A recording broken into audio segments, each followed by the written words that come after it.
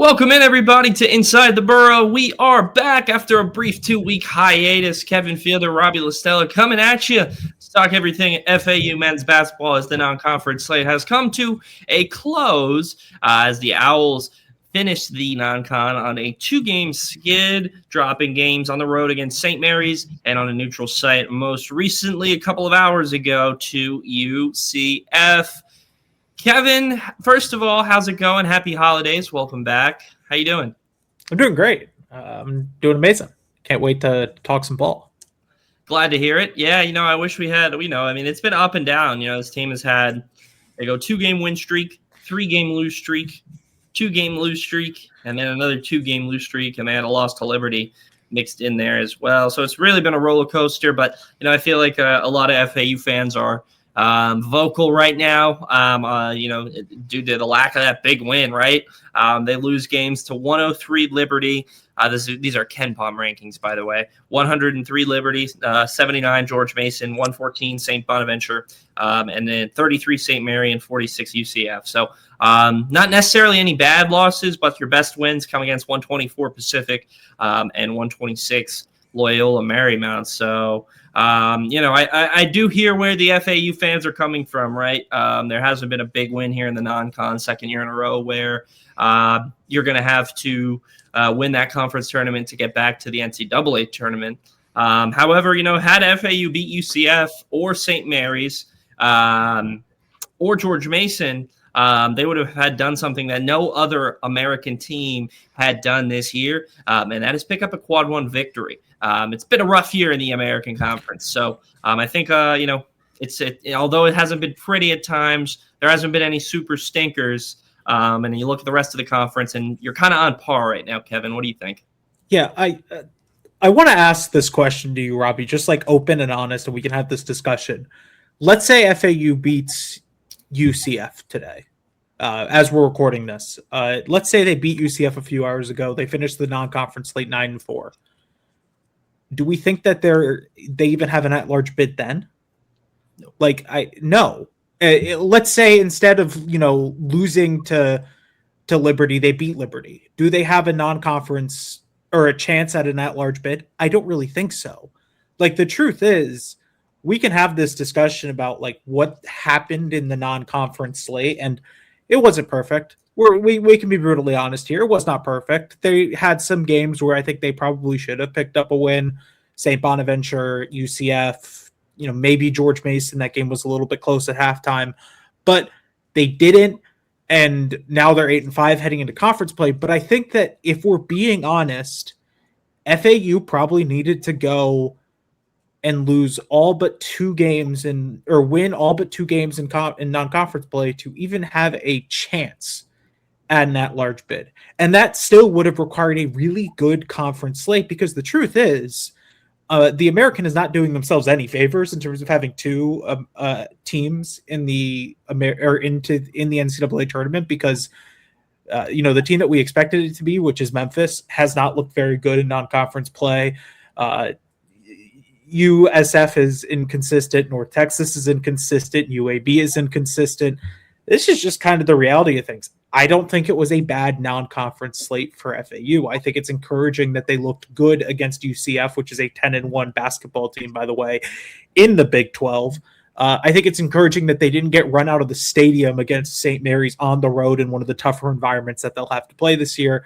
I think it's encouraging that the George Mason St. Bonaventure games were close, right? There is not a game on their schedule outside of Liberty where I think Liberty, 3rd game of the year, home game for Liberty, they shoot the lights out of the basketball. Can't really do anything about that. Maybe play a little bit better defense, but I don't think they've had a bad loss in conference play outside of that game. And so I get that the frustration is that they haven't turned those close games into wins. I think that's a learning experience, and I think that's something that you hope that these experiences teach you heading in conference play. But if I'm grading the non-conference slate, it's a B. It's a B+. It's exactly what you want, right? You don't put yourself behind the 8 ball. You give yourself a chance of, stringing together some games. You've got 2 really good first matchups in the American, in terms of UTSA and Tulane. I don't see a lot of these games where it's hey, man, we need to hit the panic button. This team is not progressing. this has been a better non-conference slate than it was last year. Remember last year, I think they lost a lot of these games. We're like, hey, man, why are we losing these games where we should just be winning them? This year, you're winning those games, and it's the just kind of climbing that next hump of beating teams that are maybe better than you, picking up quad one wins. I would have loved a quad one win, but I'm not going to be over here hitting the panic button, pissed off that they didn't do it. Yeah, 100%, Kevin.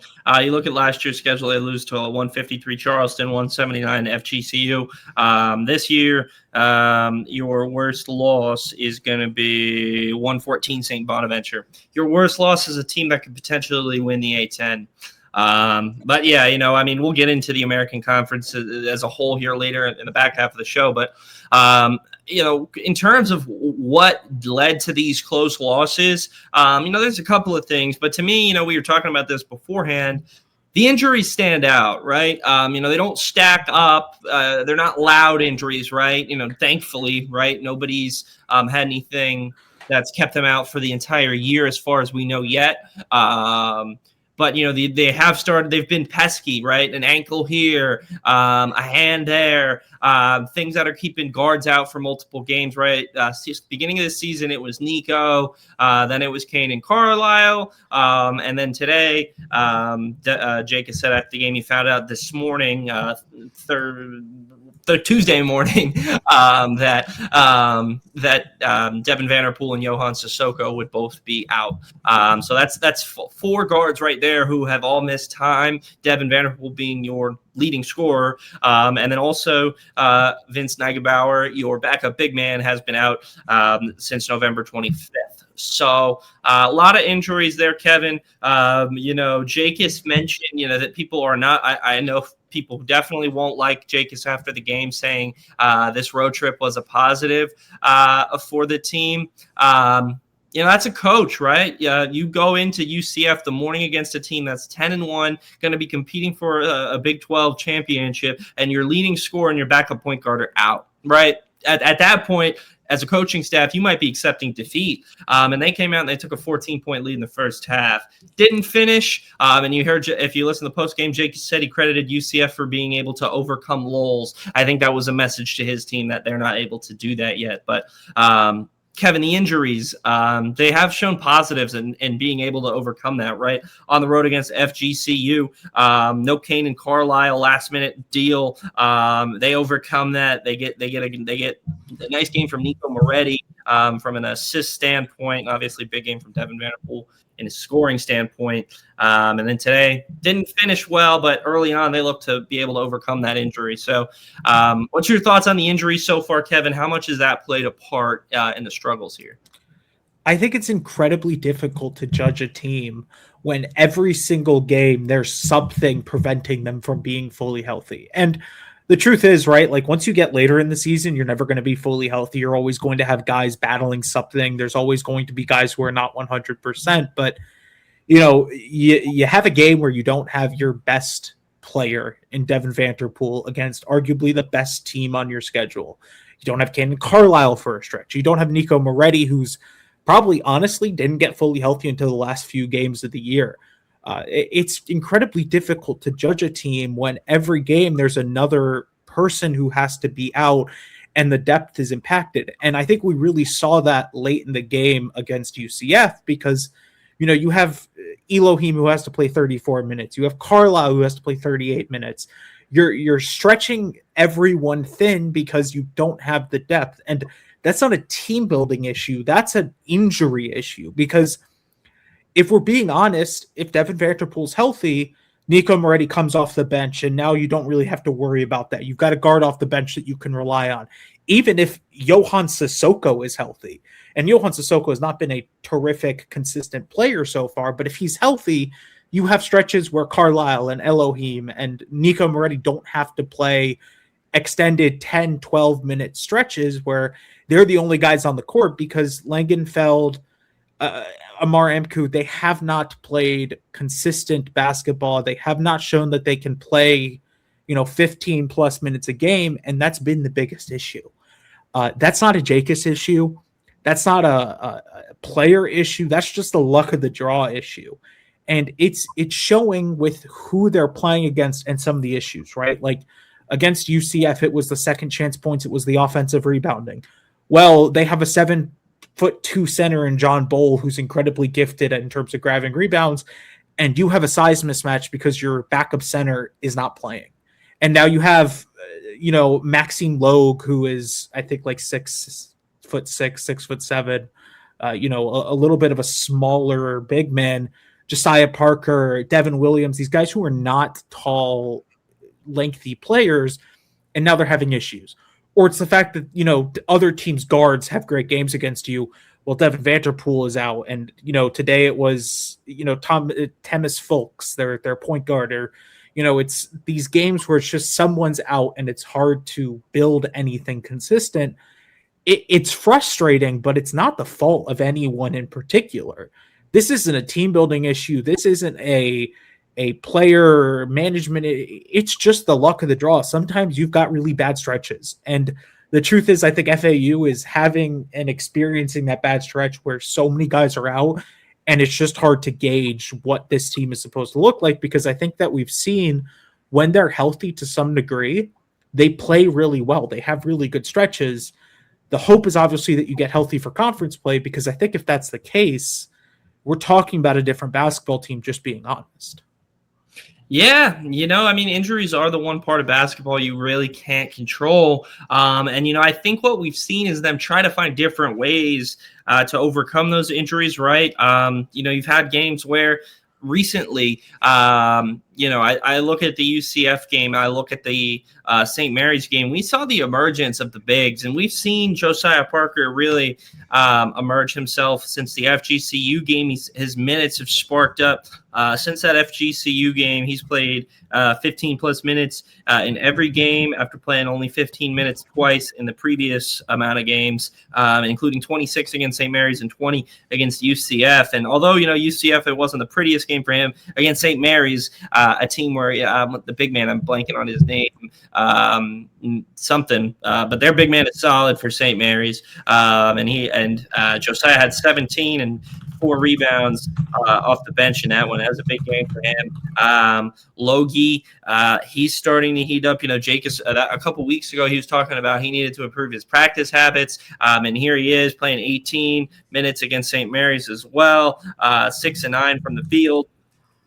15 points and 8 boards. That was a big game for him against St. Mary's as well.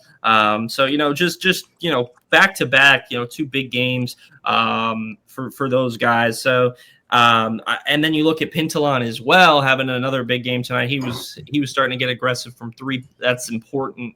You look at a Baba Miller type player last year. He was able to get FAU going in stretches when he was heating up from 3. Pintalon gave that to FAU tonight. And I think the emergence of the forwards, the big guys, even Amar Amku at times, the game he really emerged. It was the St. Bonaventure game where in the loss he still had 12 points and 3 boards. He's been an early season surprise to me. I think you look at some positives. I think to me, the guards at times have been inconsistent due to the injuries and shooting slumps, but the play of Loki, Parker, Amku, Pintalon, Devin Williams is like one of the top in the country in blocks. Not every team in the American, Kevin, is going to be able to throw at you 5 different guys who are anywhere from 6'7" to 7'2". I think the size to me, Kevin, is probably the biggest not the size, but the strong play of the bigs has been the early season positive for me, Kevin. What do you think? Yeah, I mean, the most encouraging thing I think is that you probably won't have another 7'2" John Bowl that you have to play later in the year. So thank the heavens that isn't a thing you have to deal with. But in general, I do think that the big man play, the emergence of guys like Josiah Parker, who, maybe FAU didn't want to have to rely on this early on and have to kind of be a very important player. But again, that's the luck of the draw. That's the situations you've got to deal with as a basketball team who plays a 30-plus game schedule. But I think it's the fact that he looks consistent, that Maxime Logue has proven that he can put together good performances, as Xander Pintalon has been a reliable starting center for you, right? Devin Williams has had his moments, and then, maybe just a little bit inconsistent as well. I'm really starting to sense a theme of what I've been saying this episode. But in general, I think that like the most encouraging thing has been the fact that, we're seeing Josiah Parker emerge as a good basketball player. We're seeing Maxime Loeb put together minutes.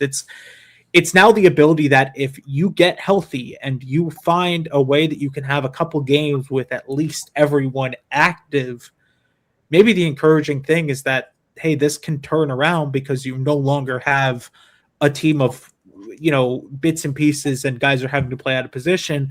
Because I think if you have guys who are playing in position, Devin Williams improves. Xander Pintalon improves. Josiah Parker improves. They all are comfortable playing that role, and they no longer have to be in these weird kind of disadvantage spots where, Devin Williams has to play some small ball 5 or Josiah Parker has to play some small ball 5. And that's not a spot where neither of them are comfortable. And I think the hope is that if you can get healthy at the right time, all those pieces come together and you've got a real strength there that maybe last year you just truthfully didn't have. Yeah, that I think, if the guards can get to a point where they're healthy, and they get a solid rotation in there and there's chemistry developing in sets between guys, I think that's when we really see this team come into unison. And I hope we can see that, after a nice break. You mentioned UTSA and Tulane. Those teams don't really overwhelm me in American Conference play, especially UTSA. Tulane can get hot. If this team can come out healthy out of the gates, the conference play will intrigue me. Closing out on the non-con, there was another negative, outside of the injuries. 3-point defense was an issue. They're currently 296 in the country, 36.4% allowed on the year. But over the past 2 games against 2 teams who, are pretty solid from beyond the arc, they held St. Mary's to 6 of 26, 23%. They held UCF to 31% for 3 today. I think that's a positive in a negative for me, Kevin, despite the injuries, despite the struggles at times against these 2, NCAA tournament contending teams. They're able to find their weakest part defensively and improve upon that. I think you got to take that because, you go back to the St. Bonaventure game and the Bonnies, they're 42% from 3. George Mason, they were 52% from 3. So, you look at the trends in these losses, they're finding ways to fix their mistakes. I like we mentioned, the injuries. Let's see this team fully healthy come out in conference play. Let's see them, find a way to come out of the gate strong against UTSA and Tulane. I know from the fans' perspective, there is frustration with the lack of big wins, as we mentioned, but give them time, right? You can't give up on a team that's 8-5. That was 145 this team has climbed 30 spots in the Ken Palm ranking. They were 145 to start. They're currently 112th, and they'll have a chance to improve upon that. January 7th, they'll face off against UAB, who's 106, Memphis 71, and Wichita State 94. So you come out, closing out on the non-con. Stay steady. Don't give up just yet. No big wins noted. And I think, that weighs on Jacobs. I do. I think, he knows, he's got to win these games. He didn't schedule lollipops for a reason. He scheduled these games to win them. Didn't happen, but didn't also, you see FAU hasn't ended up on a graphic in a negative way yet. There has been no craziness in the terms of the losses. No big wins, but, you look at some of the ones. I click on Tulane, for example, a loss to 219 New Orleans. That's a loss that FAU doesn't have on their resume. Click on UTSA, a loss to 248 as a Suey. And, Kevin's a big Suey defender, but you can't have that. And Abilene Christian, 211. Like, FAU doesn't have these losses, and these are conference teams. So could be better, could be worse. Looking at the conference slate, though, Kevin, we're not going to dive into, however many games it is. A lot of games, a lot of basketball to be played over the next couple of months. But we kind of mentioned this in the open, a lot of struggles from fellow conference teams. And Kevin, if this team can get out of the gates against, 2 teams who have struggled in UTSA and Tulane, and then they have 5 games against arguably top teams in the conference: UAB, Memphis, Wichita State, and Temple. So 4 games. There's a chance they could really come out of that stretch top team in the conference already out of the gates, and then it's all bets are off from there. What do you think about this, Kevin? Yeah, I think that you've sort of been played into this situation that maybe you didn't want to be in, but hey, guys, the truth is the American has never been more wide open. The truth is that there are probably about 5, maybe 6 teams that are like good basketball teams that all have a chance to win the conference, and that is the North Texases, the South Floridas, the Memphis, Wichita State, maybe Tulsa, maybe. I think Wichita State's been talking about some staff movement, so maybe not them. Well, we'll hold that off. Paul Mills did just mention he had a major health crisis, so we'll yeah. First up to Paul Mills, but there's been some discussions in terms of what the future of that program looks like. But Tulsa, Temple, right? Like, you don't have a lot of teams in this conference where I look at how they've played in non-conference and I go, wow, this team's really good. This team is going to be a major issue for FAU, right? Like, Memphis is incredibly talented, but they haven't put together a really good resume in non-conference play. South Florida has the talent. I think they're well coached. They've been inconsistent. Tulsa has had some good moments. I still have my doubts if that's a really good basketball team or just an advantageous basketball team. We'll see. But I think that what you mentioned is the most important thing. Last year, you had Michigan State, then you immediately had to play Memphis. And it didn't get any easier from there, right? You always want to start conference playoff, right? You get 284 UTSA, a game that you should just win, let's be honest, at home. You get a Tulane team that's, good, not great, probably a winnable game.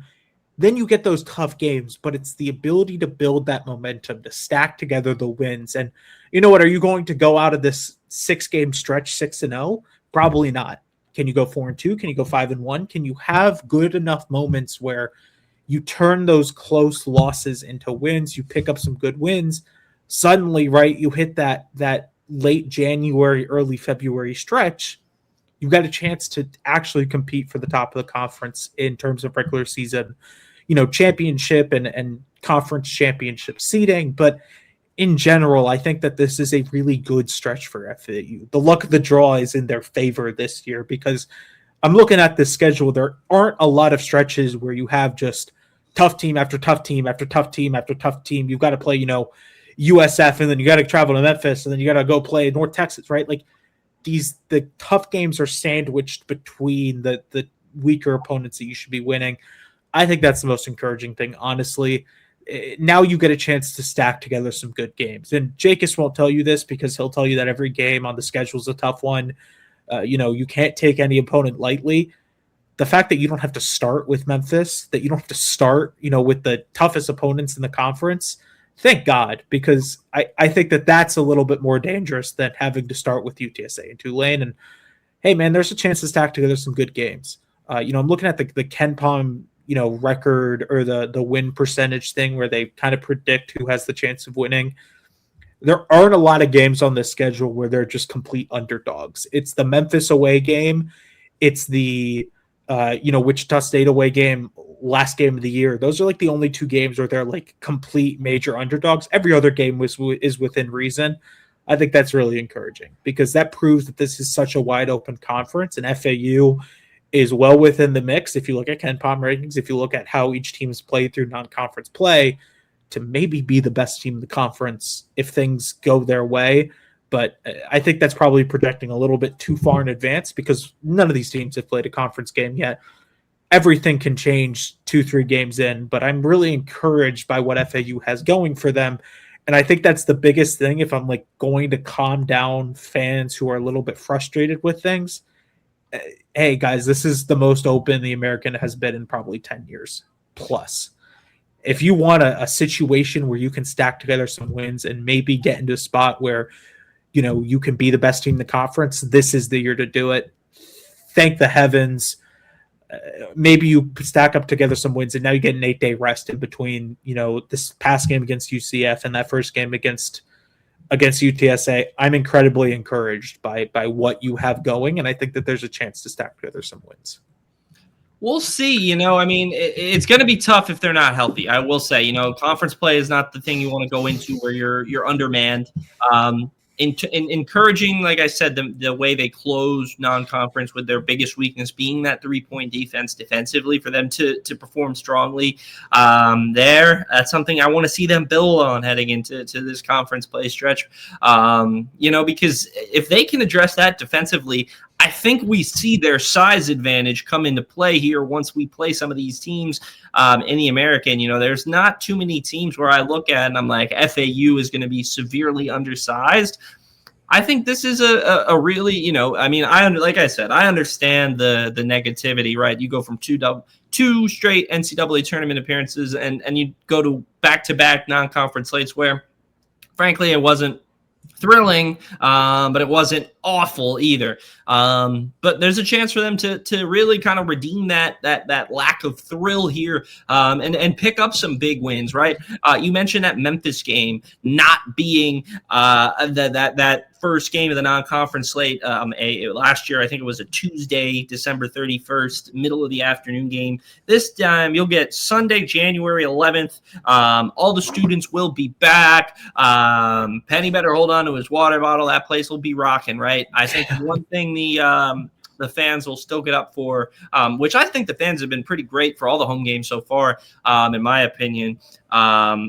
But I think that Memphis game will be rowdy, especially if they can go into it 3-0 with wins over UTSA, Tulane, and UAB. That UAB game, not going to be easy. Bartow's not a place you go in and win a ton of games, but they can do it. That's big. UAB has been kind of underwhelming this season. They've been good in their areas, right? They play clean basketball. They don't turn the ball over. But they struggle to really be flashy. They're one of the bottom teams in 3-point shooting. So if FAU can come in that game, shoot hot, there's no reason they can't win it. There's no Yax Lendeborg on the court for UAB this year. I think that's it to me, Kevin. I think that's what I've noticed is there's not as many superstars, right? I think the power conference teams got us. No, I think there's a new emergence of younger stars, and I think that is kind of showing, right? There's no Yax Lendeborg. There's no PJ Haggerty for Memphis, right? I think they thought Doug McDaniel would be that, but he hasn't been. I don't think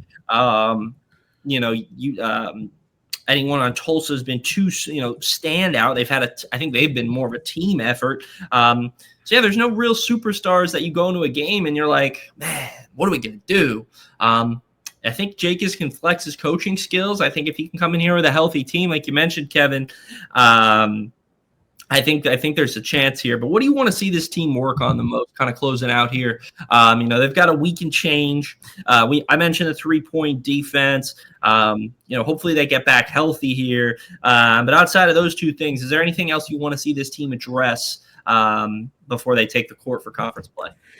Yeah, it's actually something Jake has mentioned, something you mentioned earlier in this episode. It's handling those moments where teams are going to have runs. I think everyone has heard it. Basketball is a game of runs, right? You can have a 12-0 run that can immediately be followed up by a 10-0 run, and that run is immediately wiped out.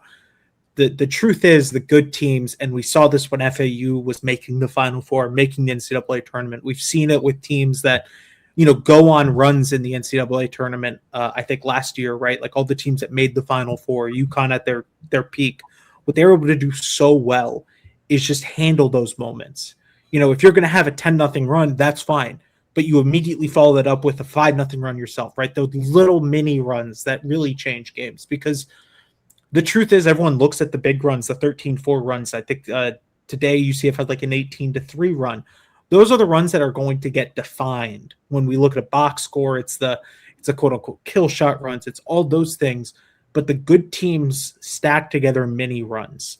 I think it was Jerome Tang for Kansas State call it a championship point, where you get a bucket, get a stop, get another bucket. Now it's a 4-0 run. It's a 5-0 run. It's those little runs that I think FAU has really struggled with this year, because the truth is what we've seen from them this year is that they are a team that has to really go on those longer runs. They've got to sustain longer runs, and that's fine. you're going to have games where you get those runs, but you're also going to have games where you have to battle back. There's going to be games where you have to just be able to survive and keep the game close for the final 5 minutes. Then you make that push, right? So it's little sort of moments where I think they have not fully learned and progressed as a team. If you want to win in the American, you have to be able to have those mini runs. You got to be able to sustain it, right? You can't let a 10-0 run be the end of your game. It's just got to be a moment where you got to battle back. And if FAU could just have more possessions where they don't, maybe turn the ball over or take a bad shot, you have better chances of those drives. But I think that's the biggest thing, is just getting better in terms of having many kind of more sustained pressure and then finding a way to turn that into wins. Because, man, sometimes you just got to win ugly. Sometimes you just got to win ugly, and not every game's going to be the prettiest of wins. Sometimes you just got to battle back and, play good defense and, find ways to get those points when it matters the most. But I think they've shown moments of being able to do it. It just has not been consistent.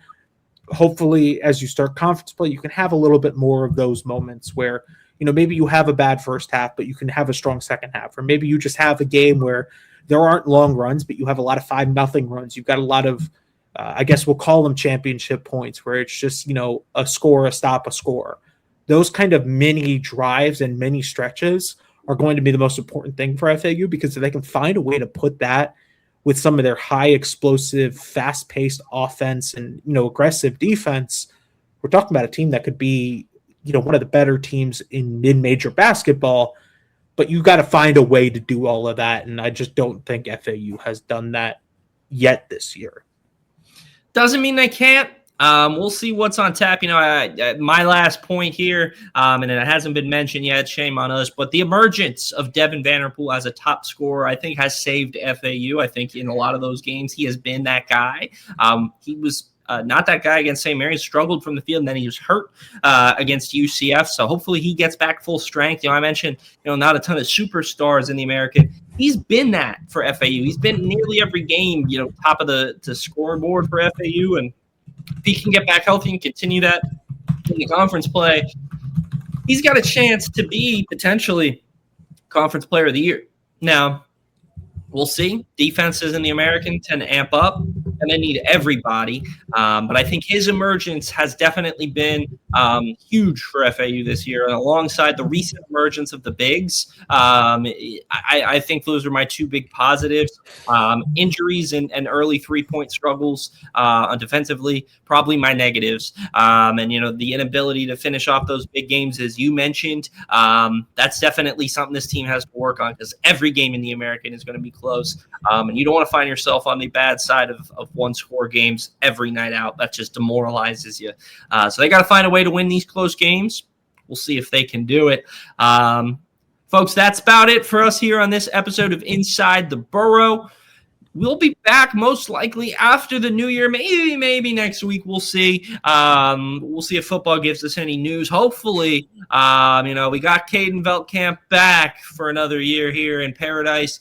Still waiting on some more announcements. A pair of wide receivers, Easton Messer, Assad Wasim, loom large. Big announcements hopefully to be made here soon, one way or the other, so FAU can get going here in the portal, because sure enough, it'll come up sooner than later. Early January, you'll start to see some movement in the portal department. So stay tuned right here on FAU Owl's Nest Inside the Borough. We'll have you covered as always. If we don't see you next week, we'll see you after the new year. For Kevin Fielder, I'm Robbie LaStella. We'll see you next time.